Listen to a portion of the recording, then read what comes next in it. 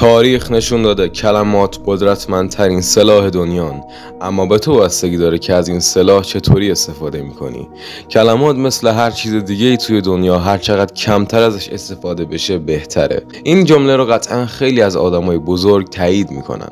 حتی سالها پیش یک سیاستمدار به دوستش میگه که فهمیدم وقتی که حرف نمیزنی ترسناکتری. حقیقت هم همینه. سکوت ما برای مخاطبمون ابهام و سوالای زیادی رو ایجاد میکنه، سوالایی که با سکوت ما بی جواب میمونن. زیاد حرف زدن هیچ وقت به صلاح ما نیست. آدمایی که زیاد حرف میزنن کم کم قابل پیش بینی میشن، چون که بقیه رفتارهای اونا رو از روی حرفایی که زدن میشناسن. فکر کنم تا حالا دیدی که میخوای راجع به یک چیزی صحبت کنی و دوستای صمیمیت یا اعضای خانواده‌ات از قبل تموم شدن حرفت میتونن بفهمن که تو چی میخوای بگی. سکوت یکی از با ارزش‌ترین مهارت‌هایی که یک آدم میتونه به دست بیاره.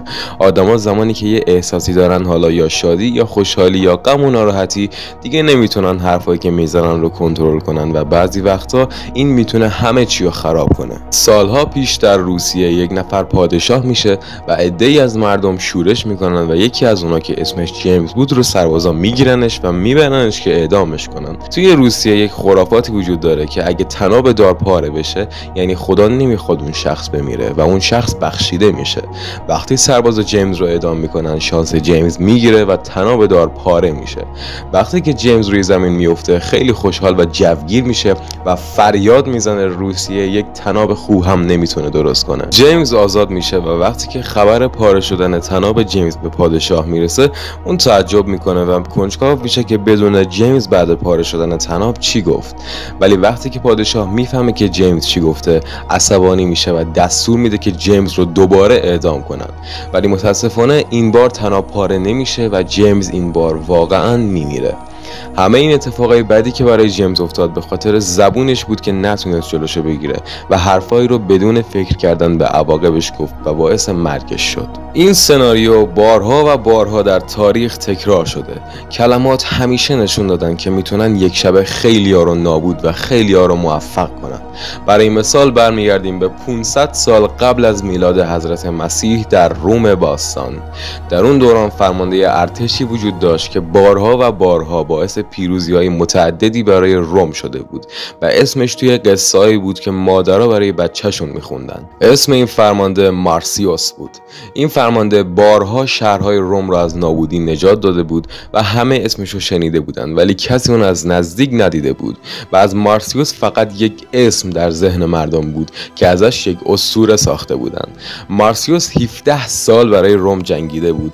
حالا تصمیم گرفته بود که بیاد و وارد سیاست بشه، به یک مقام سیاسی بگیره که مد نظرش رسیدن به مقام دادرس کل بود. برای این مقام مارسیوس باید میرفت جلوی مردم و خودشو معرفی میکرد و به مردم نشون میداد که سزاوار این مقام هست. توی اولین دیدار با مردم اون شروع میکنه به بازگو کردن فتح و فتوحات جنگی و خدماتی که به روم کرده و زخمای روی تنش و نشون مردم داد و مردم وقتی فهمیدن این مارسیوس همون فرمانده اسطوره‌ایه که فقط اسمشو میشنیدن تحت تاثیر قرار میگیرن و همه تشویقش میکنن. اون چیزی که معلوم بود اینه که مردم مارسیوس رو انتخاب کردن و اون حتما به مقام دادرس کل میرسه. ولی همه چیز بعد دیدار بعدی مارسیوس با مردم عوض شد. بعد چند روز مارسیوس در میان اشراف‌زاده ها و مقامات بود که شروع میکنه به حرف زدن و توی حرفاش یه گستاخی خاصی بود و حتی شروع کرد به گفتن اینکه مردم نباید اینقدر حق نظر دادن داخل حکومت رو داشته باشن و متاسفانه این حرفا به گوش مردم میرسه و همه نظرشون راجع به مارسیوس عوض میکنن. چیزی که معلوم بود اینه که وراجیایی که مارسیوس کرده باعث شده بود که پیش مردم منفور بشه، مردمی که توی ذهنشون از مارسیوس یک اسطوره ساخته بودن. ولی مارسیوس احمق‌تر از این حرفا بود. اون تصمیم میگیره که از این مردم که انتخابش نکردن انتقام بگیره. به مدت که میگذره یک کاروان بزرگ غلات وارد قصر میشه که اعضای دولت میخواستن این غلات رو بین مردم پخش کنن، ولی مارسیوس که از مردم شاکی بود وارد اعضای دولت میشه و اونا رو راضی میکنه که این کارو نکنن. این خبر که مارسیوس مانع رسیدن غلات رایگان به مردم شده خیلی زود توی شهر پر میشه و خون مردم به جوش میاد و شروع میکنن به اعتراض کردن. اعضای دولت به خاطر فشارهای مردم اون غلات رو بینشون پخش میکنن، ولی مردم فقط به این راضی نبودن و میخواستن مارسیوس ازشون عذرخواهی کنه، ولی مارسیوس مردم رو جدی نمیگیره و مجددا روی این داستان پافشاری میکنه که مردم نباید حق نظر دادن در دولت رو داشته باشن. حالا که مردم به خون مارسیوس تشنه بودن، اعتراضات بالا میگیره و مارسیوس به دادگاه کشیده میشه و با درخواست حداکثری مردم اون به اعدام محکوم میشه. ولی در آخر اشرافزاده ها به مارسیوس کمک میکنن و به جای اعدام اون رو به یه جای دور تبعید میکنن.